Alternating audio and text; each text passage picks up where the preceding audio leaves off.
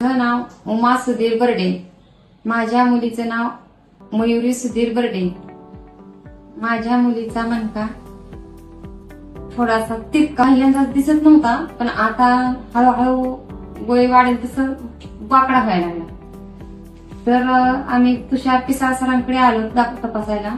तर सर बोलले की ऑपरेशन करावं लागलं. ऑपरेशन लय रिस्क सांगितली होती आम्हाला, पण सरांनी ऑपरेशन छान केले. ऑपरेशन करायच्या अगोदर मणका वाकडा होता. ऑपरेशन झाल्यानंतर मणका सरळ झाला. आता तिचा त्रास काहीच नाही, पहिल्यांदा पण नव्हता आणि आता पण नाही.